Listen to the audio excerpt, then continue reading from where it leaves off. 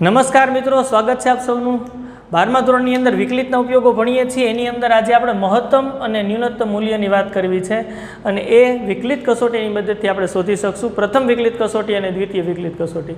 પણ એ વિકલિત કસોટી સમજીએ પહેલાં મહત્તમ મૂલ્ય અને ન્યૂનતમ મૂલ્યની વાત કરી દઈએ। વ્યાખ્યાઓ લખી છે કે મહત્તમ મૂલ્ય ગ્રાફનું ક્યું મળે, ક્યાં મળે, એની વાત આપણે કરવી છે। તો એક ગ્રાફ દોરી દઈએ અને સમજવાનો પ્રયત્ન કરી કે આ વ્યાખ્યા શું કહેવા માગે છે। તો y બરાબર f ઓફ x, આ કોઈ પણ એક વિધેય હોય, ધારો કે એનો ગ્રાફ છે આ રીતનો આપણને મળે છે। અહીંયા ગ્રાફ દોરીએ સિમ્પલી, ધારો કે આ રીતનો આપણને ગ્રાફ, કોઈ પણ એક ગ્રાફ આપણે દોરી દઈએ છીએ। આ રીતનો ધારો કે એક ગ્રાફ આપણને મળે છે। મેં સિમ્પલી એમ y બરાબર f ઓફ x ગ્રાફ દોરી દીધો છે। હવે તમે x અક્ષ y અક્ષ બનાવો તો ધારો કે આ x અક્ષ છે, આ x અક્ષ છે, અને આ રીતે તમે y અક્ષ બનાવો, આ y અક્ષ છે, આ ઉગમ બિંદુ અહીંયા મળે છે આપણને। ઓકે, નો પ્રોબ્લેમ। હવે આના ઉપર વાત કરીએ તો આ બિંદુ છે, ત્યાંથી તમે આમ લંબ દોરો તો તમને અહીંયા x અક્ષ ઉપર જે બિંદુ મળે છે, ધારી લઈએ એ છે, અહીંથી તમે આમ લંબ દોરો તો તમને આ જે મળે છે એ બિંદુ ધારો કે b છે। ઓકે, તો આ તમે જોઈ શકો છો y બરાબર f ઓફ x નો ગ્રાફ છે એ સૌરુત અંતરાલ AB માં સતત છે। તો પહેલી વાત એ જ કરી છે, ધારો કે f એ સૌરુત અંતરાલ AB માં વ્યાખ્યાયિત અને સતત વિધેય હોવું જોઈએ। વ્યાખ્યાયિત એ છે અને સતત વિધેય છે। હવે વૈશ્વિક મહત્તમ એટલે કે ગ્લોબલ મેક્સિમમ એટલે શું, એની વ્યાખ્યા શું? હવે નામ એવા ગુણ છે, તમે સમજી શકો છો। ગ્લોબલ મેક્સિમમ, વૈશ્વિક મહત્તમ એટલે ગ્રાફની સૌથી મોટી કિંમત। બહુ બેઝિક અર્થઘટન કરી શકાય એમ છે। ઓકે, તો સૌથી મોટી કિંમત તમને ક્યાં દેખાય છે? હા, આ રહી, આ સૌથી ગ્રાફની મોટી કિંમત। જો ગ્રાફની મોટી કિંમત એટલે તમે આને સંગત x અક્ષ ઉપર બિંદુ વિચારો ને તો અહીંથી તમે આવી રીતના આમ લંબ દોરો, આમ લંબ દોરો તો અહીંયા પર્ટિક્યુલર ધારો કે કોઈ પણ એક બિંદુ C મળે છે તો એનું પ્રતિબિંબ તો તમને અહીંયા y અક્ષ ઉપર મળે। અહીંથી તમે આમ લંબ દોરો તો પ્રતિબિંબ તમને અહીંયા y અક્ષ ઉપર મળે, આ પ્રતિબિંબ આવે। હા, એટલે આ બિંદુને તમે આમ લખી શકો C અને f ઓફ C। અહીંયા જે તમને મળે છે f ઓફ C છે, x બરાબર C મૂકો એટલે y અક્ષ ઉપર આ અંતર, આ અંતર તમને મળે છે, આ અંતર મળે છે એ f ઓફ C મળે છે, અને સૌથી વધારે અંતર છે કારણ કે એના સિવાય કોઈ પણ બિંદુ લેશો તો એને સંગત પ્રતિબિંબ અહીંયા, આને સંગત પ્રતિબિંબ અહીંયા, આને સંગત પ્રતિબિંબ અહીંયા, આના કરતાં ઓછું થાય। એનું અર્થઘટન કે આ C બિંદુ આગળ તમને જે કિંમત મળે છે એ ગ્રાફની સૌથી મોટી કિંમત છે અને એને જ ગ્લોબલ મેક્સિમમ એટલે કે વૈશ્વિક મહત્તમ કહેવાય। ઓકે, કેમ વ્યાખ્યાયિત કરી શકાય? હવે આમે ગ્રાફમાં તો તમે સમજી ગયા કે ભાઈ સૌથી મોટી કિંમત એ મળે, જેનાથી મોટી ગ્રાફમાં એકેય કિંમત નથી। તો કેમ અર્થઘટન કરી શકાય? બહુ સ્પષ્ટ સમજી શકાય કે હું આ x ABની અંદર, હા, વિવૃત અંતરાલ રાખો અથવા તો સૌરુત અંતરાલ રાખો। અહીં સૌરુત અંતરાલ ABની વાત છે એટલે હું સૌરુત અંતરાલ AB લઉં છું। x સૌરુત અંતરાલ ABમાં ગમે ત્યાં, આ ABમાં ગમે ત્યાં મેં x લીધા અને એને સંગત હું પ્રતિબિંબ f ઓફ x શોધું। પાછો પ્રશ્ન થાય x ક્યાં લઈ શકાય? અહીંયા ગમે ત્યાં લઈ શકાય। એને સંગત તમે આમ લંબ દોરો ને ગ્રાફ ઉપર બિંદુ મળે ત્યાંથી આમ લંબ દોરો એટલે તમને પ્રતિબિંબ મળે। પ્રતિબિંબ એટલે એનું મૂલ્ય એટલે કે એ ગ્રાફની કિંમત એટલે કે વિધેયની કિંમત મહત્તમ ક્યાં મળે છે? તો કે અહીંયા મળે છે। તો એનું અર્થઘટન એવું કહી શકાય, x કોઈ પણ તમે બીમાંથી રાખો તો એને સંગત પ્રતિબિંબ f ઓફ C થાય અને C આગળ મૂલ્ય f ઓફ C છે। મોટું કોણ? સૌથી મોટી કિંમત f ઓફ C છે, એ તો જ કહી શકાય કે f ઓફ x એના કરતાં નાના રહેવા જોઈએ અથવા તો બરાબર, કારણ કે બીજો કોઈ ધારો કે અહીં એક બિંદુ મળતું હોય તો એના જેટલું જ કહી શકાય। એટલે f ઓફ Cની કિંમત મોટી થતી હોય f ઓફ x કરતાં, x પ્રત્યેક AB સૌરુત અંતરાલમાંથી કોઈ પણ એક બિંદુ તમે લઈ શકો તો f ઓફ Cને ગ્રાફની એટલે કે આલેખની એટલે કે વિધેયની મહત્તમ કિંમત કહેવાય અને સૌથી મોટી કિંમત એટલે વૈશ્વિક મહત્તમ કહેવાય। એને ગ્લોબલ મેક્સિમમ આપણે કહીશું। વ્યાખ્યાયિત લીખી છે C બિલોંગ્સ ટુ AB મળે કે જેથી f ઓફ x કરતાં f ઓફ C મોટા અથવા તો બરાબર થાય। તો પ્રત્યેક x બિલોંગ્સ ટુ AB હોય તો f ઓફ C ને, આ f ઓફ C જે મળે છે ને AB પર વિધેય fનું વૈશ્વિક મહત્તમ મૂલ્ય કહે છે। ઓકે, મહત્તમ મૂલ્ય સમજાઈ ગયો। ન્યૂનતમ મૂલ્ય તો આવડી જ જાય। આ ગ્રાફનું સૌથી નાની કિંમત, જો આ અહીં એક દેખાય છે, એક આ દેખાય છે, એક આ દેખાય, સૌથી નાની કઈ જોઈ શકાય? આ સૌથી નાની છે ભાઈ। હા, એને સંગત તમે અહીંયા જુઓ તો તમને અહીંયા લંબ દોરો તો અહીંયા એક બિંદુ મળે તો એને હું C1 નામ આપું છું, જુદું પાડવા હાટુથી વાત છે C1। તો અહીંયા જે બિંદુ મળે છે એ C1 છે અને f ઓફ C1 છે। હા, f ઓફ C1 એટલે ત્યાંથી તમારે આમ લંબ દોરવું પડે, એટલે તમને y અક્ષ ઉપર તમને પ્રતિબિંબ એનું મળશે। જોજો, ખાસ જોજો, અહીંયા મળે તમને આ જે અંતર છે ને એ અંતર f ઓફ C1 જેટલું થશે એટલે C1નું પ્રતિબિંબ f(c1) તમને અહીંયા મળે છે. એનું અર્થઘટન કે એનાથી નાની ગ્રાફની કિંમત મળતી નથી, એટલે કે નાનામાં નાની કિંમત એ છે, એટલે કે એને વૈશ્વિક ન્યૂનતમ કહીશું, ગ્લોબલ મિનિમમ. સાવ સહેલી વાત છે. આ ગ્રાફની સૌથી મોટી કિંમત, આ ગ્રાફની સૌથી નાની કિંમત. હા, મેં જુદું પાડવા માટે C1 લીધું છે. અહીંયા તો વ્યાખ્યામાં તો આપણે એમ જ કીધું છે કે કોઈ પણ C એવા મળે, સૌરતંત્રાલ ABની અંદર C એવા મળે કે f(c) કરતાં f(x) મોટા જ થાય. આ f(c)ની કિંમત નાની જ રહીએ ભાઈ, કારણ કે સૌથી નાની છે, તો એને વૈશ્વિક ન્યૂનતમ આપણે કહીશું. સમજે એવી વાત છે. ગ્રાફની અંદર પરફેક્ટ આપણને સમજાય છે કે ગ્રાફ એટલે કે આલેખ એટલે કે આ વિધેયની સૌથી મોટી કિંમત અહીંયા મળે છે અને સૌથી નાની કિંમત અહીંયા મળે છે. આને વૈશ્વિક મહત્તમ, આને વૈશ્વિક ન્યૂનતમ કહેવાય. એટલે બે વ્યાખ્યા કમ્પ્લીટ થઈ ગઈ, વૈશ્વિક મહત્તમ, વૈશ્વિક ન્યૂનતમની વાત. એના પછી બીજા મુદ્દામાં લખ્યું છે હા સ્થાનીય મહત્તમ ને સ્થાનીય ન્યૂનતમ. જો શબ્દ વાપરો છે ને સ્થાનીય મહત્તમ. સ્થાનીય મહત્તમ એટલે સ્થાનમાં મહત્તમ કિંમત, લોકલ મેક્સિમમ અને અહીંયા લોકલ મિનિમમ, આવી રીતની વાત છે. અહીં ગ્લોબલની વાત છે, વૈશ્વિક, અને અહીંયા સ્થાનીય મહત્તમ ન્યૂનતમની વાત છે. તો એ કઈ રીતે વ્યાખ્યાયિત કરી શકાય? સિમ્પલ. અહીંયા જે કિંમત મળે છે આ કિંમત, એ કિંમતને મહત્તમ તમે કહી શકશો? વૈશ્વિક મહત્તમ ના, કારણ કે આ રહી સૌથી મોટી કિંમત તો આ છે. આ કિંમતને તમે સ્થાનીય ન્યૂનતમ કહી શકો. આ કિંમત જે મળે છે ને સ્થાનીય ન્યૂનતમ, સ્થાનીય મહત્તમ, હા લોકલ મેક્સિમમ કહી શકાય. સમજી લઈએ શું વાત છે. તો કે આ બિંદુ તમે અહીંથી તમે લંબ દોરો ને તો તમને બિંદુ તો મળશે જ. તમે લંબ x અક્ષ ઉપર દોરો તો ABની અંદર જ, સૌરતંત્રાલ ABની અંદર જ તમને એક બિંદુ મળશે. ધારો કે એને હું C2 બિંદુ કહું. H આ બાજુ રાખીએ, આ બાજુ H લઈએ તો અહીંયા મળે. આ જે અંતરાલ થયો આ થઈ ગયો C2 - H, અહીંયા થઈ ગયું C2 + H, બરાબર. C2 - H હોય તો એને સંગત બિંદુ અહીંયા મળે, C2 + H હોય એને સંગત બિંદુ અહીંયા મળે. જો ગ્રાફ દોરું છું અહીંથી અહીંયા સુધીનો આ અંતરાલમાં. ક્યાં અંતરાલમાં?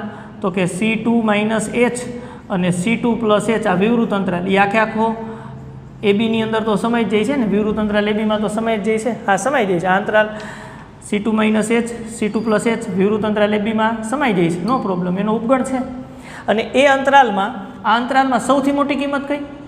એ ભાઈ આખા અંતરાલમાં નથી કહેતો, હા AB અંતરાલમાં નથી કહેતો, સૌરૃત અંતરાલ ABમાં, વિવૃત અંતરાલ ABમાં નથી કહેતો. હું એમ કહું છું કે C2 - H અને C2 + H આ જ અંતરાલમાં સૌથી મોટી કિંમત. હવે ગ્રાફ તમારે જોવાનો છે, એટલો જ જોવાનો. જો આટથી શરૂ કરી અને આટલો જ જોવાનો. આ અત્યારે ગ્રાફ છે એટલો જ જોવાનો. આમાં સૌથી મોટી કિંમત કઈ તમે કહો? આ સૌથી મોટી. હા, એને લખવું હોય તો આમ લખી શકાય C2 અને f(c2), આ સૌથી મોટી કિંમત. અને આ C2 આગળ f(c2) મળે છે એને સ્થાનીય મહત્તમ અથવા તો લોકલ મેક્સિમમ કહેવાય. હવે ક્લિયર થાય છે ભાઈ?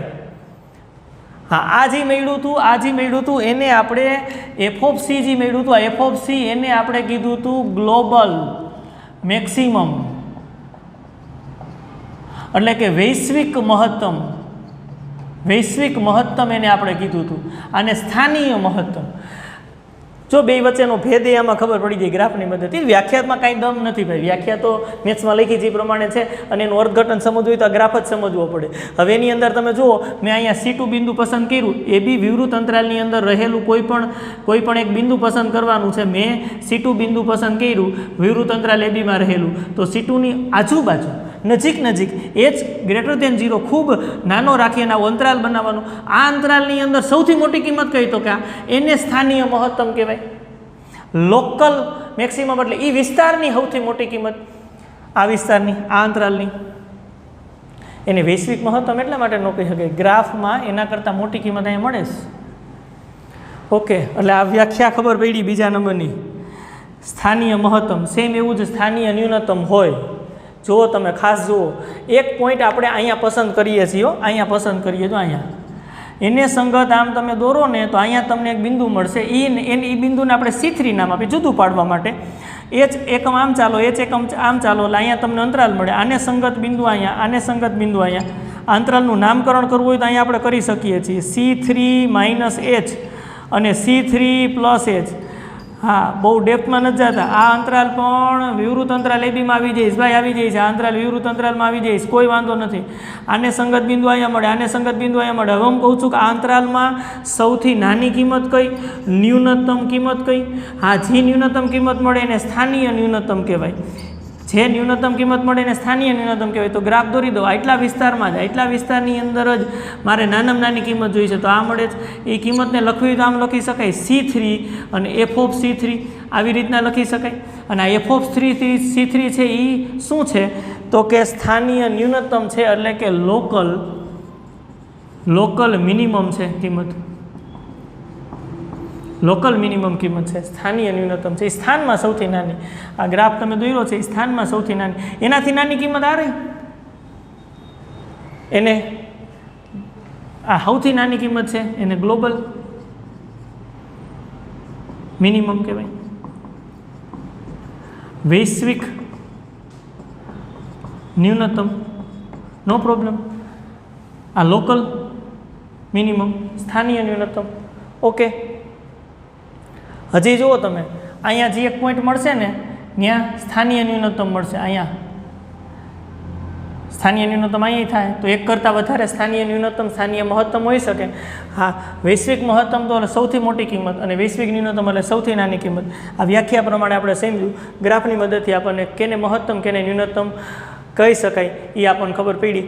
હા, 4 શબ્દ મહત્ત્વના છે: વૈશ્વિક મહત્તમ, વૈશ્વિક ન્યૂનતમ, સ્થાનીય મહત્તમ અને સ્થાનીય ન્યૂનતમ. વૈશ્વિક મહત્તમ એટલે સૌથી મોટી કિંમત વિધેયની અથવા તો આલેખની.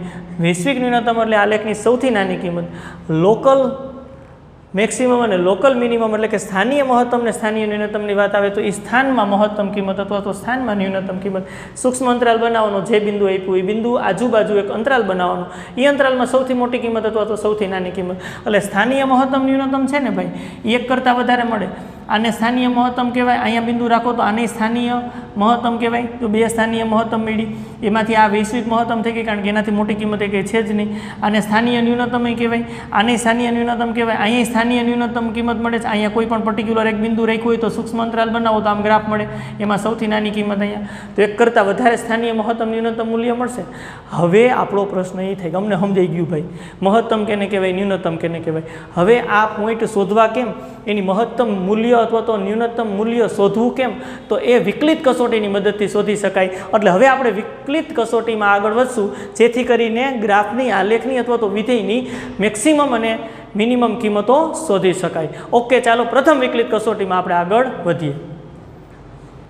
ઓકે, પ્રથમ વિકલિત કસોટીની વાત કરવી છે એ પહેલાં મેં નિર્ણાયક સંખ્યાઓ લખ્યું છે, ક્રિટિકલ પોઈન્ટ. તો વિધેય એફનો પ્રદેશગણ ડોમેન ઓફ એફ, વિધેય એફનો. ઓકે, પ્રથમ વિકલિત કસોટી. પ્રથમ વિકલિત કસોટી પહેલાં નિર્ણાયક સંખ્યા શું, ક્રિટિકલ પોઈન્ટ કહેવાય એને. તો વિધેય એફનો પ્રદેશગણ ડોમેન ઓફ એફ, એફનો પ્રદેશગણ છે, એ પ્રદેશગણની અંદર એક આપણને બિંદુ પોઈન્ટ સંખ્યા સી એવી મળે કે f' બરાબર 0 થાય. f' એટલે બિંદુ સી આગળ આ વિધેયનું વિકલન 0 થાય, અથવા તો x બરાબર સી આગળ વિકલન ન મળે, એટલે કે વિકલન વ્યાખ્યાયિત જ ન હોય, તો આ સીને વિધેય એફની નિર્ણાયક સંખ્યા અથવા તો નિર્ણાયક બિંદુ અથવા તો ક્રિટિકલ પોઈન્ટ કહેવાય. કે ત્યાંથી તમે નક્કી કરી શકો એ બિંદુ આગળ કાં તો એ મહત્તમ કિંમત થતી હોય ને કાં ન્યૂનતમ કિંમત થતી હોય. એટલે ખાસ સૌથી પહેલું કામ કરવું પડે એ નિર્ણાયક સંખ્યા એટલે કે નિર્ણાયક બિંદુ શોધવાની કામગીરી કરવી પડે. પ્રથમ વિકલિત કસોટીની વાત કરીએ તો પ્રથમ વિકલિત કસોટીનું સ્ટેટમેન્ટ છે ભાઈ, ખૂબ મોટું લાગે પણ બહુ સહેલું છે. શું વાત કરી છે એ આ વાત છે એ અહીં ગ્રાફની મદદથી આપણે સમજીએ. ધારો કે મારી પાસે કોઈ એક આ પ્રકારનો ગ્રાફ છે, જોજો, ખાસ જોજો, આ પ્રકારનો ગ્રાફ છે. સમજવા માટે આવો સહેલો ગ્રાફ લઈએ. તો આ ગ્રાફની અંદર સૌથી મોટી કિંમત તો કે અહીંયા મળે. ધારો કે એ સી બિંદુ આગળ સૌથી મોટી કિંમત મળે છે એવું આપણે વિચારીએ. આ સી બિંદુ આગળ ગ્રાફની સૌથી મોટી સ્થાનીય મહત્તમની વાત છે. એ સ્થાન, આ સ્થાન છે એની અંદર મોટી કિંમત. અહીંયા તમારે C - H અને C + H આ અંતરાલ લેવો એટલે લઈ શકાય. H અંતર આ બાજુ ને H અંતર આ બાજુ. હમણાં આપણે સમજ્યા એટલે કોઈ ટેન્શનવાળું કાંઈ છે નહીં. તો આ અંતરાલની અંદર સૌથી મોટી કિંમત ગ્રાફમાં જોઈ શકાય છે કે અહીંયા મળે છે. હા, અને કિંમત કઈ થાય તો કે f(C). આ ઉદાહરણ ઉપર આવીએ પહેલાં આ પ્રથમ વિકલિત કસોટી સમજી લઈ, પછી ઉદાહરણ ગણીએ. પ્રથમ વિકલિત કસોટીની મદદથી મહત્તમ અને ન્યૂનતમ કિંમત શોધવી છે. તો બહુ સિમ્પલ વાત છે. જુઓ, હવે બિંદુ સી આગળ તમે સ્પર્શક દોરો. આ બિંદુ સી આગળ તમે આ સ્પર્શક દોર્યો, આ સ્પર્શક છો, હા, તો સ્પર્શકનો ઢાળ કેટલો થાય? ઢાળ એમ. ઓકે, ખબર છે dy/dx. હા, વાયનું એક્સની સાપેક્ષ વિકલન. તમે એને અમે કહી શકો d/dx f(x). ઓકે, તમે એને f'(x) એ કહી શકો. કયા બિંદુ આગળ આ વાત કરવાની છે? તો કે બિંદુ C આગળ. આને તમે આમે કહી શકો f'(x) બિંદુ C આગળ. હા, x બરાબર તો C લેવાના છે, તો એને f'(c) પણ કહી શકાય. ઓકે ઓકે, કેટલું મળે છે? તો કે 0. કેમ ખબર પડી? કારણ કે x અક્ષને સમાંતર છે. જો વિકલિતનો ભૂમિતિમાં ઉપયોગ છે ને એની મદદથી જ પ્રથમ વિકલિત કસોટી સમજાવીશ, એટલે કંઈ ટેન્શનવાળું નથી, બહુ મજા આવશે. હવે તમે સ્પષ્ટ જોઈ શકો છો કે આ મહત્તમ કિંમત આગળ સ્પર્શક આપણને એક સમક્ષિતિજ મળે છે, એક અક્ષને સમાંતર મળે છે. સ્પર્શકનો ઢાળ 0 હોય બિંદુ C આગળ, f'(c) બરાબર 0 થાય એટલે ઢાળ 0 થાય. એટલે જો f'(c) ને આપણે નિર્ણાયક સંખ્યા ક્રિટિકલ પોઈન્ટ કીધું. શા માટે? કારણ કે જે કિંમત આગળ આપણને મહત્તમ ન્યૂનતમ મળશે એ સૌથી મોટી કિંમત હશે. એટલે ગ્રાફ આ રીતનો આપણને મળવો જોઈએ અને ત્યાં સમક્ષિતિજ સ્પર્શક મળે, એનો ઢાળ તો 0 જ હોય. એટલે f'(c) શોધી લ્યો. એવા C બિંદુ આગળ જ સ્થાનીય મહત્તમ અથવા તો ન્યૂનતમની ચર્ચા થઈ હતી. ઓકે, હવે જુઓ આ બાજુની કિંમત વિચારો. હા, નાનાથી મોટા તરફ આમ જવું છે. આમ જવું હોય તો આ C-h થી C તરફની વાત વિચારો. C-h થી C તરફની વાત વિચારો. એમાં કોઈ પણ પર્ટિક્યુલર બિંદુ આગળ તમે સ્પર્શક દોરશો તો સ્પર્શક તમને આમ મળશે. આ મળ્યો. અરે ભાઈ, Cની આ બાજુની કોઈ પણ કિંમત આગળ સ્પર્શક દોરશો તો તમને સ્પર્શક તો આમ મળવાનો છે. અહીંયા બિંદુ રાખો તો તમને સ્પર્શક, આમ અહીંયા બિંદુ રાખો તો સ્પર્શક. મેં પર્ટિક્યુલર કોઈ પણ એક બિંદુ લઈ લીધું છે એટલે તમને ગ્રાફ આ C-h અને C ની વચ્ચેનું કોઈ પણ એક બિંદુ અને એની આગળ સ્પર્શક. હવે આ સ્પર્શકના ઢાળની વાત કરી તો એંગલ બન્યો θ. હવે આ સ્પર્શકના ઢાળની વાત કરી, ધારો કે હું એને m1 કહું, ધારો કે m1, તો એનો ઢાળ એટલે dy/dx. ઓકે, ઢાળને આપણે tan θ કહી છીએ, m1 બરાબર tan θ પણ કહી છીએ ને ભાઈ, tan θ. ઓકે, જોજો ખાસ, ઢાળને tan θ કહીએ છીએ, dy/dx છે. હા, એને f'(x) એ કહેવાય. dy/dx f'(x) આ બિંદુ C આગળના સ્પર્શકની વાત હતી. કોઈ પણ બિંદુ લીધું છે એટલે એને f'(x) કહી. એક્સની જગ્યાએ તમે જે બિંદુ લીધું છે મૂકશો એટલે એ બિંદુ આગળ સ્પર્શકનો ઢાળ આપશે tan θ. હવે ખાસ જોજો, અહીંયાથી આ સ્પર્શક મળ્યો છે એને θ બનાવ્યો છે. θ ખરેખર તમે જુઓ તો 0 અને 90ની વચ્ચે છે, લઘુકોણ છે. લઘુકોણ હોય 0 થી 90ની વચ્ચે જો ખૂણા હોય તો એ tanની કિંમત ધન આપે, કારણ કે પ્રથમ ચરણ ઓલ STC. tan θ ની કિંમત ધન આવે એનું અર્થઘટન કે f'(x) ની કિંમત આપણને >0 મળી. હું એને ધન આમ કહું છું, પ્લસ નિશાની વડે દર્શાવું છું એટલે તમને બધાને સિમ્બોલિક દેખાય. ઓકે, હજી આમ આગળ વધીએ છીએ તો C આગળ તો સ્પર્શક આપણને સમક્ષિતિજ મળે છે એટલે કે ઢાળ 0 મળે છે. એટલે અહીંયા આપણે આ નોટ ડાઉન કરશું, f'(c) બરાબર 0 થાય. જે પોઈન્ટ તો આપણે પહેલાં વિકલન 0 મૂકીને ક્રિટિકલ પોઈન્ટ એટલે કે નિર્ણાયક બિંદુઓ શોધી લેવાની વાત છે ભાઈ. એની આ બાજુ શરૂઆતમાં ઓછાથી વધારે તરફ જાય ત્યારે તમને સ્પર્શક મળે છે. એ સ્પર્શક ખૂણો બનાવે છે, લઘુકોણ બનાવે છે, એટલે ત્યાં વિકલન ધન આવશે. હજી આગળ વધો, C થી C+h સુધીનું કોઈ પણ બિંદુ રાખો અને ત્યાં તમે એક સ્પર્શક બનાવો. આમ સ્પર્શક બનાવી, ચાલો આમ લંબાવી દઈએ એક અક્ષને. આ સ્પર્શક જે તમે દોર્યો છે એ સ્પર્શક એક અક્ષની ધન દિશા સાથે આ ખૂણો બનાવે. હવે એક અક્ષની ધન દિશા સાથેનો ખૂણો છે, આને θ1 કહી દઈ, આને θ2 કહી દઈ. θ1 જુદું પાડવા માટેની વાત છે. તો આ θ1 લઘુકોણ હતો એટલે >0. અહીંયા θ2 ની વાત કરીએ તો θ2 છે એ π/2 અને πની વચ્ચે આવશે. દેખાય છે? C થી આ બાજુ, C થી C+h ની વચ્ચે કોઈ પણ બિંદુ રાખ્યું અને આપણે સ્પર્શક મેળવો તો એનો ખૂણો છે એ દ્વિતીય ચરણમાં આવે છે. એનું અર્થઘટન કે tan θ2 <0 થાય.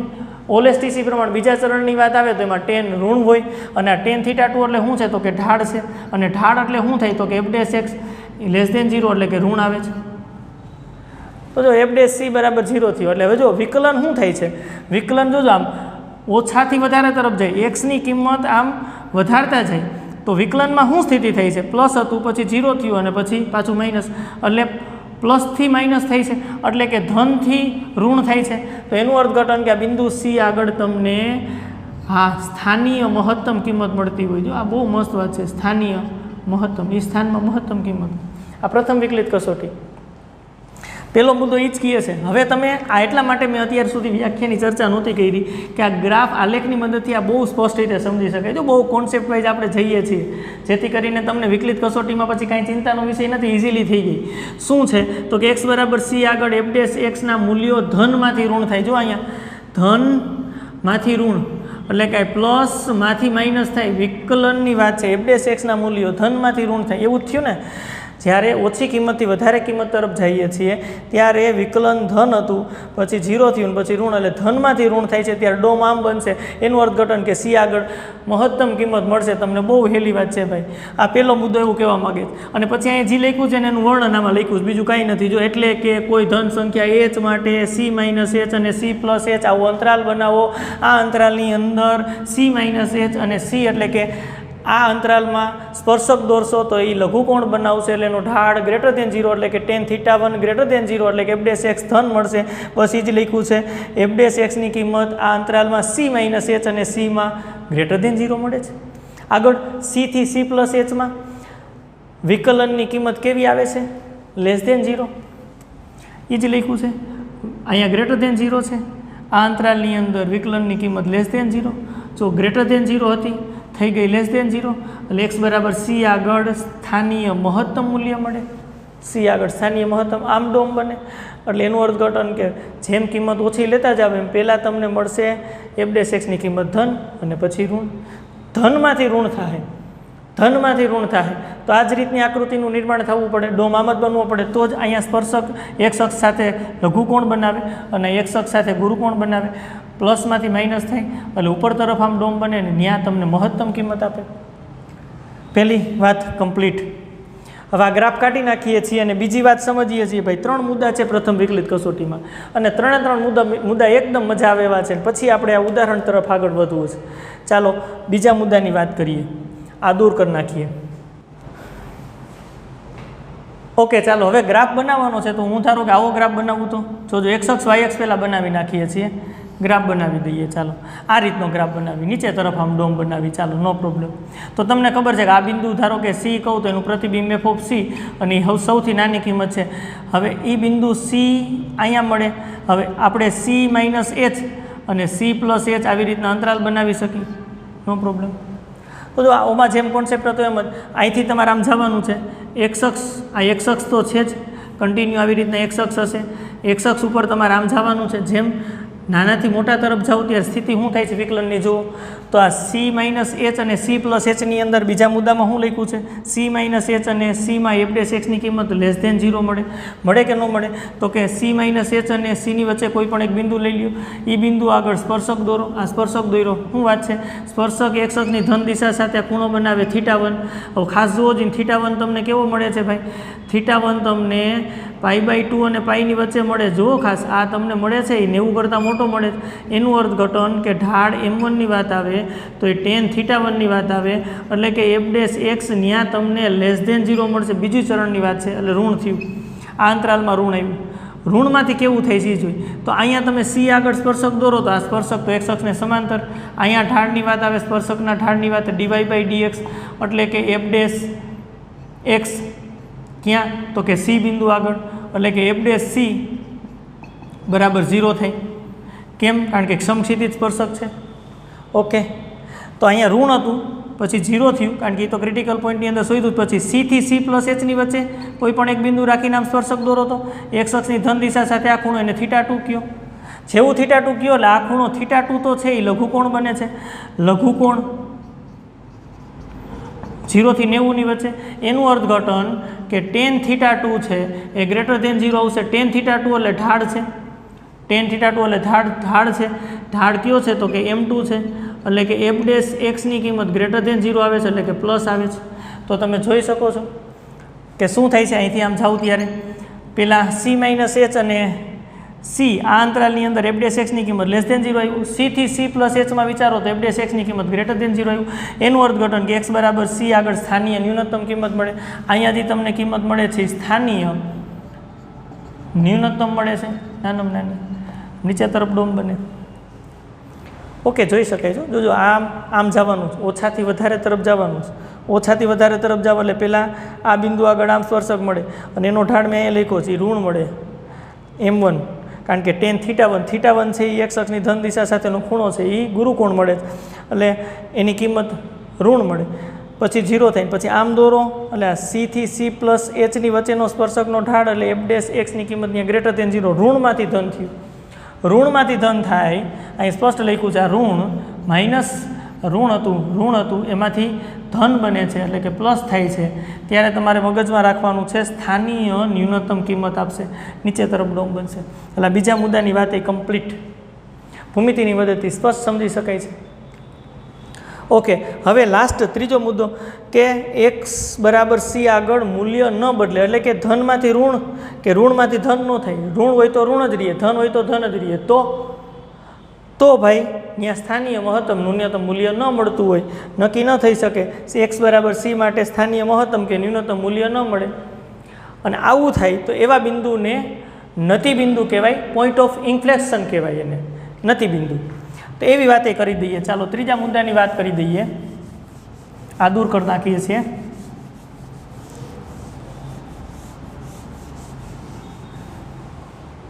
ઉદાહરણ ધારો કે f(x) બરાબર x ની 3 ઘાત, આવી રીતની વાત છે ગ્રાફની. તો આનું વિકલન તમે કરો f'(x) x ની સાપેક્ષ વિકલન કરો એટલે d/dx, જોજો ખાસ x ની 3 ઘાત એટલે 3x² થાય f'(x). હવે ક્રિટિકલ પોઈન્ટ શોધવા માટે f'(x) બરાબર 0 તમારે રાખવા પડે, 3x² બરાબર 0, તો ક્લિયરલી જુઓ જઈને x બરાબર તમને 0 મળે છે, આ ક્રિટિકલ પોઈન્ટ. x બરાબર 0 મળ્યા તમે, તો x બરાબર 0 આગળ શું થાય, તો x બરાબર 0 થી તમારે આ બાજુ વિચારવાનું છે. x ની કિંમત 0 કરતાં નાની હોય ત્યારે f'(x) ની કિંમત કેવી આવે, અને x ની કિંમત ગ્રેટર દેન 0 હોય ત્યારે f'(x) ની કિંમત કેવી આવે. હવે બે વખતે f'(x) બરાબર 3x² છે, x 0 કરતાં નાના તમે રાખશો તોય અહીંયા ગમે 0 કરતાં નાની કિંમત મૂકશો તોય ધન જ આવશે, ગ્રેટર દેન 0. શા માટે? કારણ કે વર્ગ છે એટલે ધન થાય. અહીંયા 3x² છે, આ ગ્રેટર દેન 0 આવશે. એનું અર્થઘટન f'(x) ની નિશાની પ્લસમાંથી પ્લસ જ રહી, નો ચેન્જ, બદલી નહીં. એટલે આ x બરાબર 0 છે, x બરાબર 0 એને નતિ બિંદુ કહેવાય.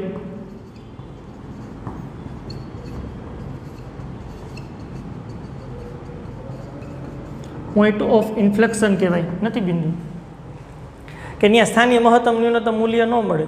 તો આ બે મુદ્દાની જેમ ચર્ચા કરી તેમ આનો ગ્રાફ દોરીને સમજવું હોય તો આમ સમજી શકાય. x ની 3 ઘાતનો ગ્રાફ તો તમને આવડે, ફટાક દઈને દોરી શકાય. જોજો આ x અક્ષ છે, y અક્ષ છે, આ રીતનો આપણે ગ્રાફ સમજવા માટે દોરીએ છીએ. આ રીતનો ગ્રાફ f(x) બરાબર x ની 3 ઘાતનો ગ્રાફ છે. આ x બરાબર 0 બિંદુ છે. ઓકે, તો જોઈ શકાય 0 બિંદુ આગળ મહત્તમ કિંમત નથી મળતી, ન્યૂનતમ કિંમત નથી મળતી. વિકલન તો આમ લીધું તો c ની કિંમત 0 આવી, જ્યાં વિકલન 0 છે. હા, નિર્ણાયક બિંદુ c થયું.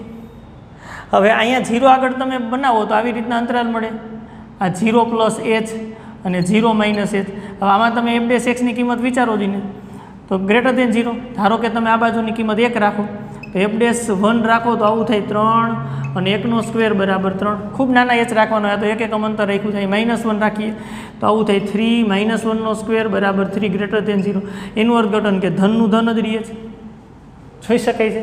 અને ધનનું ધન રહીએ છે એટલે શું નક્કી કરી શકાય કે ભાઈ એ બિંદુ આગળ સ્થાનીય મહત્તમ કે ન્યૂનતમ નથી મળતું, નથી બિંદુ છે.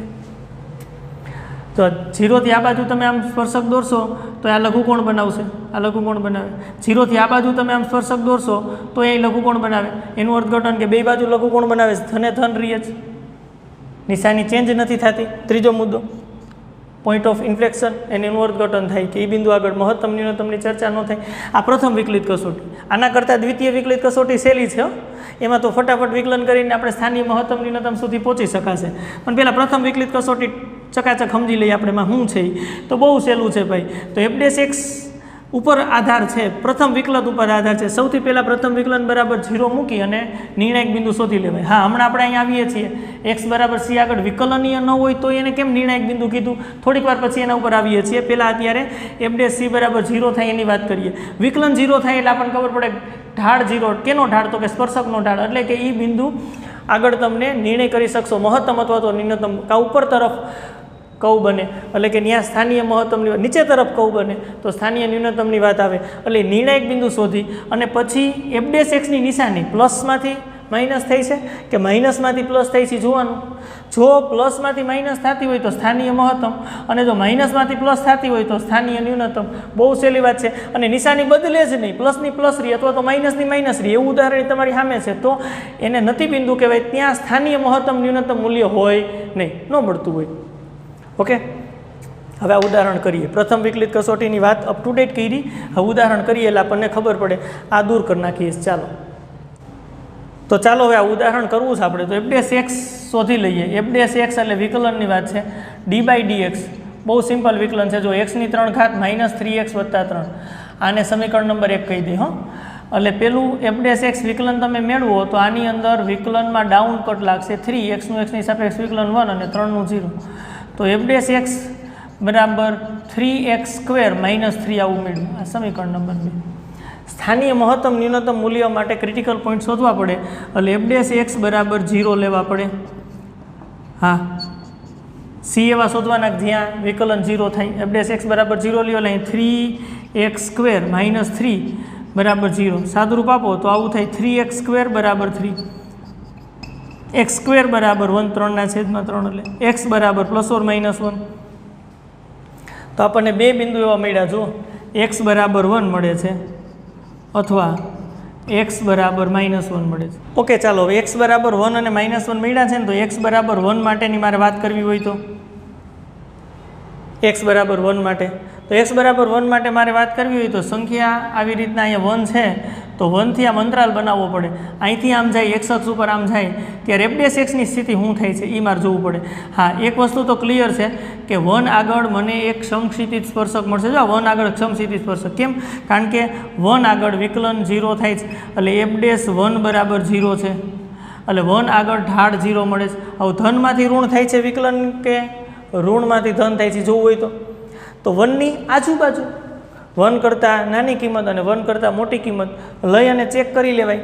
તો x ની કિંમત 1 કરતાં નાની રાખો ત્યારે f'(x) શું થાય છે એ જોઈ લ્યો, અને x ની કિંમત 1 કરતાં મોટી રાખો ત્યારે f'(x) શું થાય છે એ જોઈ લ્યો.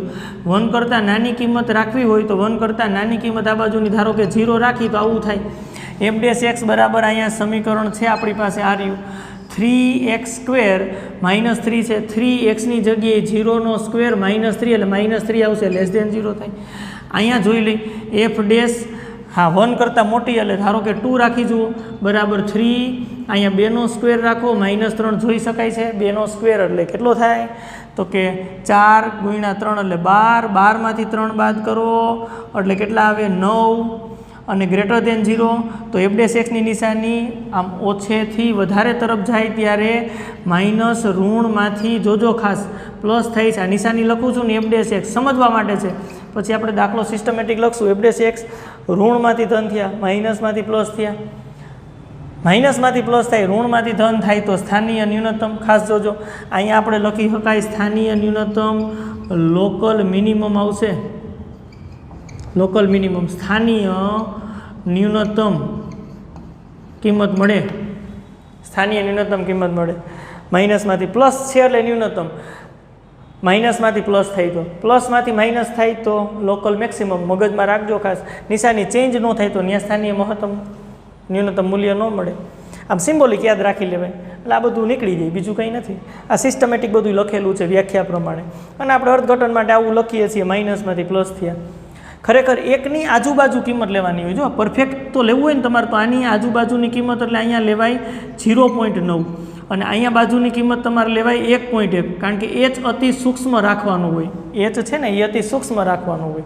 અહીંયા જે તમે અંતરાલ બનાવો છો એ 1 - h અને 1 + h માં શું સ્થિતિ છે એ તમે જોવો છો. તો તમે કહેશો સાહેબ તમે તો અહીંયા 0 અને 2 લઈ લીધા, કારણ કે 1 ની આ બાજુ 0 આવે, 1 ની આ બાજુ 2 આવે. હા, તો એ સમજવા માટે લઈ લીધા છે, કારણ કે કિંમતો મૂકીને સાદુરૂપ સહેલું થાય ને. બાકી તમે આજુબાજુની કિંમત એકદમ નજીકની કિંમત લઈ અને ચેક કરવાનું છે કે વિકલન માઇનસમાંથી પ્લસ થાય છે કે પ્લસમાંથી માઇનસ થાય છે. હું ક્લિયર કરી દઉં છું ફક્ત તમને. તો ત્યાં સ્થાનીય ન્યૂનતમ મૂલ્ય આવે છે. એનું અર્થઘટન શું થાય કે ગ્રાફ છે ને એ ખરેખર આવી રીતના આમ મળશે 1 આગળ. હા, સ્થાનીય ન્યૂનતમ એટલે અહીંયા વિકલન ઋણ ને પછી ધન, આવી રીતની વાત છે. જો વિકલન ઋણ ક્યારે આવે તો કે ઘટતું વિધેય હોય તો જો આ ઘટતું વિધેય છે, પછી અહીં વિકલન 0 થાય, પછી પાછું વધતું વિધેય, એટલે વિધેય છે અહીંયા પહેલાં ઘટે છે, પછી 0 થાય છે વિકલનની કિંમત, અને પછી પાછી વધે છે. વિકલન અહીંયા તમને <0 મળે છે, એટલે ઘટતું વિધેય છે, પછી પાછું અહીંયા વધતું વિધેય, એટલે વિધેય છે એ ઘટે છે અને પછી વધે છે. એવું થાય તો અહીંયા તમને સ્થાનીય ન્યૂનતમ કિંમત મળે. વધતા ઘટતાના આધારે નથી, આપણે પ્રથમ વિકલિત કસોટીને આધારે નિર્ણય કરીએ છીએ. f' માઇનસમાંથી પ્લસ થાય એટલે ત્યાં તમને સ્થાનીય ન્યૂનતમ મૂલ્ય મળે. હવે ક્લિયર છે. તો હજી એક બિંદુ ચેક કરવું પડે, x બરાબર -1. ઓકે, આ 1ની ગણતરી દૂર કરી નાખીએ, ત્યાં -1ની ગણતરી લખી નાખીએ એટલે આપણને પરફેક્ટ સમજાય, દાખલો કન્ટિન્યુટી રહે. ઓકે, આ હું દૂર કરી નાખું છું. ચાલો હવે આપણે x બરાબર -1 માટે મારે ચેક કરવું છે. તો આપણે આવું કરી શકાય, એક્સની કિંમત -1 કરતાં નાની હોય ત્યારે શું થાય? f' બરાબર છે તમારી પાસે 3x² - 3, અને એક્સની કિંમત -1 કરતાં મોટી હોય ત્યારે શું કિંમત થઈ શકે? હવે આપણે ગ્રાફની અંદર નથી દોરતા, આપણે સમજી શકીએ -1 થી નાની કિંમત, એટલે સમજવા માટે આપણે f' -2 લઈએ.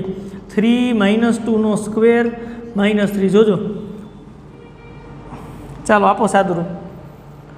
આની અંદર -2 નો સ્ક્વેર એટલે 4, 3 12, 12માંથી 3 બાદ 9 ગ્રેટર દેન 0, અને 1 કરતાં મોટી કિંમત એટલે f' ધારો કે 0 રાખીએ. 3 0 નો સ્ક્વેર -3 -3 લેસ દેન 0. એનું અર્થઘટન f' -1 થી આમ પસાર થાય એટલે કે -1 થી ઓછી કિંમત થી -1ની વધારે કિંમત તરફ આગળ વધીએ, આવી રીતની વાત છે. -1 છે એની કરતાં ઓછી કિંમતથી વધારે કિંમત તરફ જાય. જો આમ આગળ વધવાનું, ઓછાથી વધારે તરફ જ જવાનું છે ભાઈ, જોઈ શકાય છે અહીંયા C - h થી C અને C થી C + h, એટલે ઓછાથી વધારે તરફ જવાનું છે. એટલે આ પહેલાં ઓછા જ લખ્યા છે, -1 કરતાં ઓછી કિંમત, પછી -1 કરતાં વધારે કિંમત. f' ની કિંમત છે એ પ્લસ માંથી માઇનસ થાય જ ભાઈ, આ સિમ્બોલિક સમજાય. એટલે એનું અર્થઘટન કે અહીંયા લોકલ કેવું આવશે? લોકલ મેક્સિમમ, સ્થાનીય મહત્તમ થાય. ઓકે, સ્થાનીય મહત્તમ આવે. -1 આગળ સ્થાનીય મહત્તમ ને 1 આગળ સ્થાનીય ન્યૂનતમ. હવે સ્થાનીય મહત્તમ ન્યૂનતમ મૂલ્ય શોધવું હોય તો f(1) તમે શોધી લ્યો. આની મદદથી તમે f(1) શોધી લ્યો. f(1) શોધો એટલે 1 નો સ્ક્વેર -3, એક્સની જગ્યાએ 1 + 3 આ કેન્સલ બરાબર 1. આ f(1) બરાબર 1. આ સ્થાનીય ન્યૂનતમ મૂલ્ય થાય, સ્થાનીય ન્યૂનતમ મૂલ્ય. અને f(-1) તમે શોધી લ્યો તો આવું થાય, -1 ની 3 ઘાત -3 -1 +3, સાદુરૂપ આપો એટલે -1 ની 3 ઘાત એટલે -+3 અને 3, હજી સાદુરૂપ આપો એટલે 3 ને 3 6 અને -1 એટલે 5. આ સ્થાનીય મહત્તમ મૂલ્ય થાય. સ્થાનીય મહત્તમ અહીંયા મળે છે, લખી નાખી સ્થાનીય મહત્તમ. બહુ સિમ્પલ વાત છે.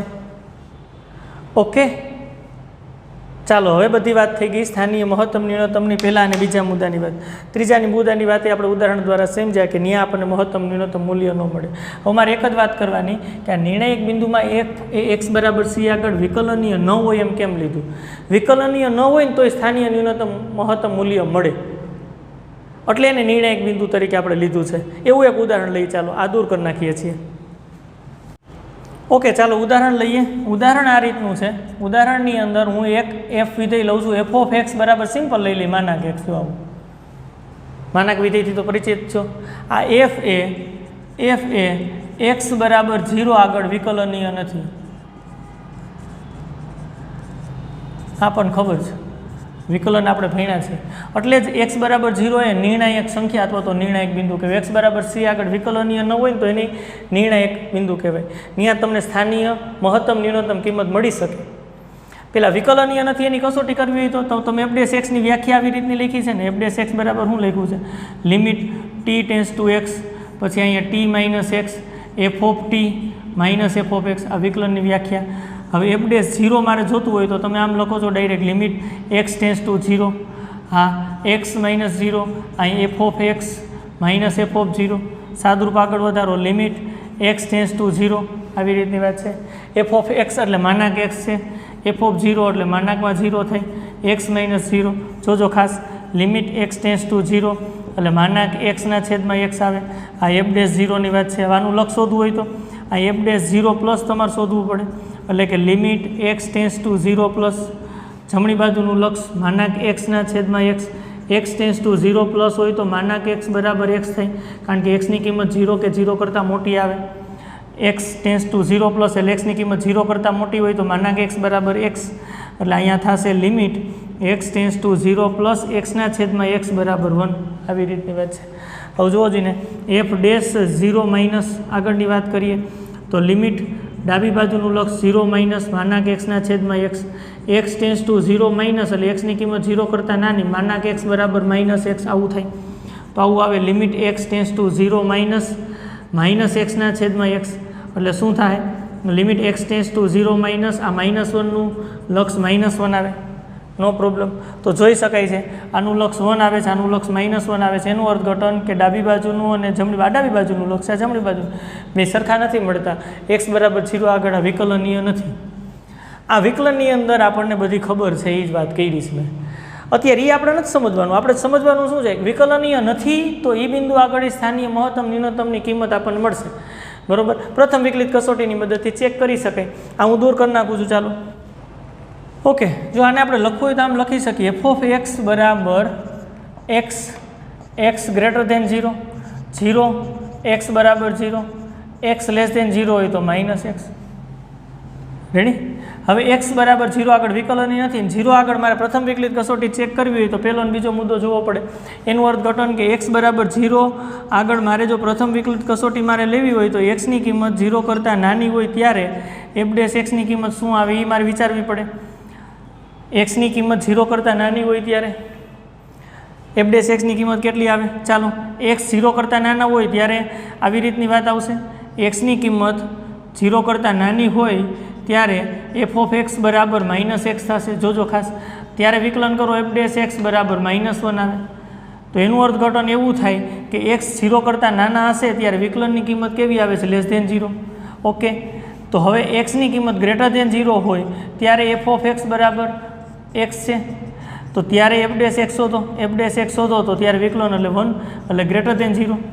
તો 0ની નાની કિંમતથી મોટી કિંમત તરફ આપણે જઈએ છીએ. આ 0ની નાની કિંમતથી મોટી કિંમત તરફ જઈએ છીએ આપણે. તો વિકલનમાં શું સ્થિતિ થઈ છે? માઇનસમાંથી પ્લસ. એફ ડેશ એક્સની કિંમત ઋણમાંથી ધન થઈ છે એટલે શું આવે? લોકલ પ્લસ થાય છે. પ્લસ થાય છે, પ્લસ લોકલ મિનિમમ આવે. માઇનસમાંથી પ્લસ એટલે સ્થાનીય ન્યૂનતમ કિંમત મળે. ક્યાં? તો કે એક્સ બરાબર 0 આગળ સ્થાનીય ન્યૂનતમ મૂલ્ય કેટલું થાય એ જોતું હોય તો એફ ઓફ 0 શોધી લેવાય. માનાંકની અંદર 0 બરાબર 0 આ સ્થાનીય ન્યૂનતમ મૂલ્ય થઈ જાય. સ્થાનીય ન્યૂનતમ મૂલ્ય, અરે ભાઈ બહુ સહેલું છે. સ્થાનીય ન્યૂનતમ મૂલ્ય એ બિંદુ આગળ વિધેયની કિંમત શોધી લ્યો. એટલે નિર્ણાયક સંખ્યા ક્રિટિકલ પોઈન્ટની અંદર બેયનો સમાવેશ કર્યો છે. વિકલન 0 થાય ન્યાય સ્થાનીય મહત્તમ ન્યૂનતમ મળશે અને એક્સ બરાબર c આગળ વિકલનીય ન હોય ન્યાય તમને સ્થાનીય મહત્તમ ન્યૂનતમ મળશે. આટલો બધો દાખલો ખેંચો ન હોય ને આનો ગ્રાફ ખાલી ખબર હોય ને તોય થઈ જાય. આનો ગ્રાફ તમે દોરો તો આવી રીતના મળે. આ એક્સ અક્ષ છે, આ વાય અક્ષ છે, બે કિરણોનો યોગ મળે. હવે 0 આગળ તમે જુઓ જ ને, 0 આગળ તમને આ ગ્રાફની નાનામાં નાની કિંમત મળે છે, એનાથી નાની નથી કિંમત. કારણ કે એક્સ બરાબર 0 રાખો ત્યારે 0 મૂલ્ય મળે. એફ ઓફ 0 બરાબર 0. બાકીના કોઈ પણ બિંદુ આગળ એનું પ્રતિબિંબ તમે વાય અક્ષ ઉપર લ્યો તો તમને કિંમત વધારે જ મળે. એટલે આ ગ્રાફની, આ આલેખની, આ વિધેયની નાનામાં નાની કિંમત, સ્થાનીય ન્યૂનતમ કિંમત તમને મળે છે 0. તો નિર્ણય કરી શકો 0થી. 0 આગળ વિકલનીય નથી.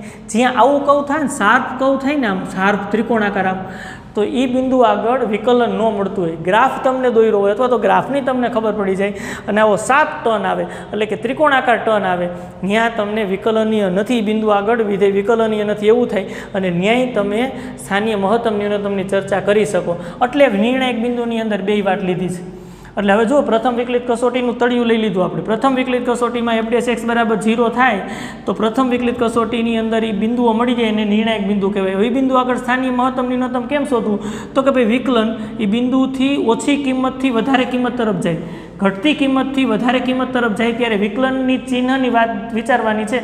વિકલન પ્લસમાંથી માઇનસ થાય, પ્લસમાંથી માઇનસ થાય તો સ્થાનીય મહત્તમ આવે, માઇનસમાંથી પ્લસ થાય તો સ્થાનીય ન્યૂનતમ આવે. નિશાની જ બદલે નહીં, પ્લસનું પ્લસ માઇનસનું માઇનસ, તો ત્યાં સ્થાનીય મહત્તમ ન્યૂનતમ મૂલ્ય હોય નહીં. અને જો કોઈ બિંદુ આગળ વિકલનીય નથી એવું આવે તોય પ્રથમ વિકલિત કસોટીની મદદથી આપણે ચેક કરી શકશું. આ રીતની વાત છે. હવે આપણે દ્વિતીય વિકલિત કસોટી ઉપર આવીએ. ચાલો હવે નેક્સ્ટ ટોપિક તરફ. દ્વિતીય વિકલિત કસોટી. દ્વિતીય વિકલિત કસોટી પ્રથમ વિકલિત કસોટી કરતાં ખૂબ સહેલી છે. જો એની અંદર શું કરવાનું છે તો કે એફ એ એબીની સૌરુત અંતરાલ એબીમાં વ્યાખ્યાયિત વિધેય હોય. સી બિલોંગ્સ ટુ વિવૃત અંતરાલ એબી આપણને એવો મળે. સીની આજુબાજુ કિંમતો લ્યો એટલે સૂક્ષ્મ અંતરાલ બનાવો. અંતરાલ એબીની અંદર વિવૃત અંતરાલ એબીની અંદર સમાઈ જાય. આ તો બેઝિક વાત છે ભાઈ. પ્રથમ વિકલન 0 રાખો તો ત્યારે તમને સીની કિંમત મળે. ક્રિટિકલ પોઈન્ટ, નિર્ણાયક બિંદુઓ જે બિંદુ મળે છે એ દ્વિતીય વિકલનમાં મૂકો.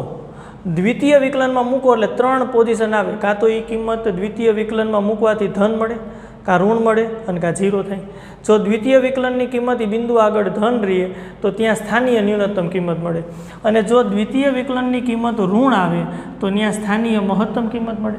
અને જો 0 થાય તો દ્વિતીય વિકલિત કસોટી નિષ્ફળ જાય, નિર્ણય ન કરી શકાય. તો નિર્ણય કરવા માટે શું કરવું પડે? પ્રથમ વિકલિત કસોટીમાં પાછું જવું પડે અને પ્રથમ વિકલિત કસોટીને આધારે આપણે નિર્ણય કરી શકીએ. પ્રથમ વિકલિત કસોટી આપણે હમણાં જ જોઈ. પ્રથમ વિકલિત કસોટી હમણાં જ આપણે જોઈ. શું હતું એમાં? f'(x)ની ટૂંકમાં યાદ રખાય. f'(x) પ્લસમાંથી માઇનસ થાય. આ પહેલા મુદ્દાની વાત. બીજા મુદ્દાની વાત શું હતી? માઇનસમાંથી પ્લસ થાય. હા, ઘટતી કિંમતથી વધારે કિંમત તરફ જાય એમ, ઓછાથી વધારે તરફ જવાનું છે. જો વિકલનની કિંમત પ્લસથી માઇનસ થાય તો અહીંયા શું હતું? સ્થાનીય કે જો સ્થાનીય મહત્તમ. સાચી વાત છે. અહીંયા સ્થાનીય ન્યૂનતમ. હા, અને નિશાની ચેન્જ ન થાય તો પ્લસમાંથી પ્લસ જ રહીએ. ઓકે, માઇનસમાંથી માઇનસ જ રહીએ તો આવું થાય તો સ્થાનીય મહત્તમ ન્યૂનતમ મૂલ્ય ન મળે. સ્થાનીય મહત્તમ ન્યૂનતમ મૂલ્ય ન મળે. આપણે હમણાં જોયું ન મળે એવું કીધું છે. સ્થાનીય મહત્તમ અને ન્યૂનતમ મૂલ્ય ન મળે, નિશાની એમને રહીએ તો. જો દ્વિતીય વિકલિત કસોટી ફેલ થાય તો તમારે પ્રથમ વિકલિત કસોટીમાં જવું પડે. અને યાદ રાખવામાં બહુ સહેલું. જો અહીંયા ઋણ છે તો મહત્તમ આવે છે, માઇનસમાંથી પ્લસ થાય છે તો ન્યૂનતમ આવે છે. એમ આમાં એવું છે, જો દ્વિતીય વિકલનની કિંમત >0 ધન આવે છે તો ન્યૂનતમ, ઋણ આવે છે તો મહત્તમ. ઉલટું છે આમાં હતું એમ જ આની અંદર છે. તો માઇનસ છે ત્યાં મહત્તમ, પ્લસ છે ત્યાં ન્યૂનતમ. યાદ રાખવા માટેની વાત છે. બાકી આપણે ભૌમિતિક અર્થઘટન તો જોયું, કર્વ ઉપર તરફ બને એનું અર્થઘટન મહત્તમ કિંમત આવે. હા, પહેલાં ઢાળ છે એ 0 અને 90ની વચ્ચે, પછી ઢાળ છે એ 90 થી 180ની વચ્ચે, એટલે પ્લસમાંથી માઇનસ થાય એટલે સ્થાનીય મહત્તમ મૂલ્ય. ગ્રાફ આમ મળે. આમ સી બિંદુ આગળ પહેલાં વધતું વિધેય પછી ઘટતું વિધેય, એટલે અહીંયા મહત્તમ કિંમત મળે. આ બધી વાત આપણે ગ્રાફની મદદથી જોઈ છે, સમજીએ છીએ. ઓકે, નો પ્રોબ્લેમ. હવે આ દૂર કરી નાખીએ છીએ. આપણી સામે ઉદાહરણ છે જે હમણાં પ્રથમ વિકલિત કસોટીની મદદથી જે ઉદાહરણ આપણે સમજવાનો પ્રયત્ન કર્યો તો એ જ ઉદાહરણ છે દ્વિતીય વિકલિત કસોટીની મદદથી ગણવાનો પ્રયત્ન કરીએ. પ્રથમ વિકલિત કસોટી કરતાં તો સહેલી જ છે. આમાં 2 વિકલન મેળવવા પડશે, દ્વિતીય વિકલન સુધી જવું પડશે. અને y કહી શકાય. એટલે આવી રીતની વાત છે. dy/dx અથવા તો તમે એને f'(x) કહો. x ની સાપેક્ષ કરી નાખો વિકલન d/dx, x3 -3x + 3. ચાલો, f'(x) બરાબર ડાઉન કટ 3x² - 3, x1 અચળનું 0. એટલે f'(x) બરાબર શું થાય જુઓ જીને? 3x² - 3. અને નંબર 2 આપી દો. હજી મારે દ્વિતીય વિકલનની જરૂર પડવાની છે. અને અહીંથી પાછું વિકલન કરી નાખીએ છીએ. d/dx f'(x) d/dx. ચાલો, 3x² - 3. આને શું કહેવાશે? f'(x) 3. અહીંયા ડાઉન કટ 2x અચળનું 0 વિકલન. તો f'(x) શું થશે જુઓ જીને? 6x થયા. સમીકરણ નંબર 3. ઓકે, સ્થાનીય મહત્તમ ન્યૂનતમ માટે સ્થાનીય મહત્તમ ન્યૂનતમ મૂલ્ય માટે તમારે નિર્ણાયક બિંદુ શોધવા પડે. f'(x) બરાબર 0 થાય એવા x શોધવા પડે. તો સમીકરણ 2 છે આપણી સામે. 3x² - 3 બરાબર 0 છે. 3x² બરાબર 3. ક્લિયરલી x² બરાબર 1 મળે. 3/3 એટલે x બરાબર +or-1. ઓકે, આ તો પ્રથમ વિકલિત કસોટીમાં આપણે બિંદુઓ તો મેળવ્યા હતા, નિર્ણાયક બિંદુ તો મેળવવા જ પડે. હવે x બરાબર 1 આપણને મળે છે અથવા x બરાબર -1 મળે છે. x બરાબર 1 માટેની વાત કરીએ તો દ્વિતીય વિકલનમાં મૂકી દઈએ f ડબલ ડેશ x બરાબર શું છે, સમીકરણ 3 ઉપરથી 6x છે, તો f ડબલ ડેશ 1 મૂકીએ તો 6 × 1 એટલે ગ્રેટર દેન 0 6 મળે છે. જો દ્વિતીય વિકલિત કસોટીમાં આપણને ગ્રેટર દેન 0 મળે, દ્વિતીય વિકલન ગ્રેટર દેન 0 મળે તો ત્યાં સ્થાનીય ન્યૂનતમ મૂલ્ય મળે. એટલે તેથી કહી શકાય કે x બરાબર 1 આગળ સ્થાનીય ન્યૂનતમ મૂલ્ય મળે છે.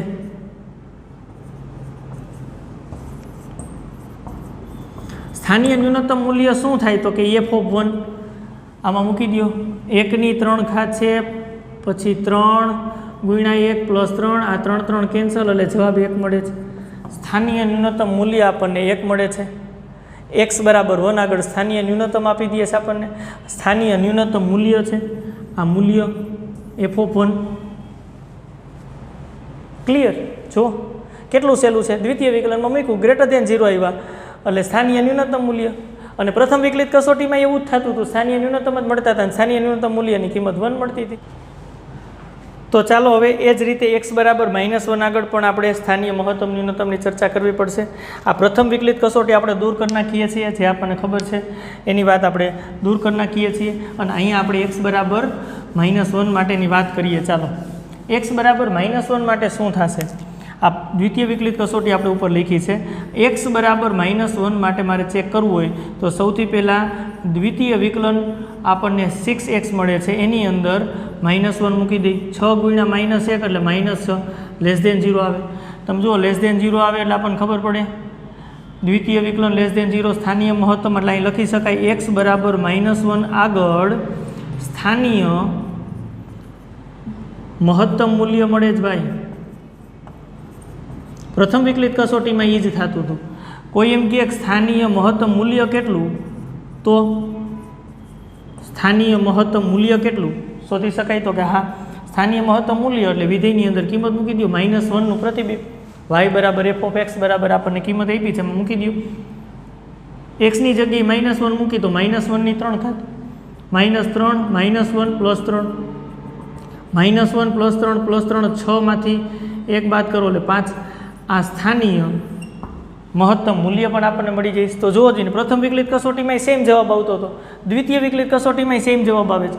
બે વિકલિત કસોટીની મદદથી દાખલો ગણી શકાય, તમને કીધું હોય એ પ્રમાણે તમારે કરવાનું, અને બે કસોટી ખૂબ સહેલી છે. પ્રથમ વિકલિત કસોટી કરતાં દ્વિતીય વિકલિત કસોટી સહેલી એટલા માટે છે કે આમાં બહુ ચિંતાની વાત નથી. પ્રથમ વિકલન કરી નાખો અને બીજું વિકલન કરી નાખો. પ્રથમ વિકલન બરાબર 0 મૂકશો એટલે પોઈન્ટ મળશે, એને નિર્ણાયક બિંદુ કહેવાય, ક્રિટિકલ પોઈન્ટ કે ત્યાં નિર્ણય કરી શકાય.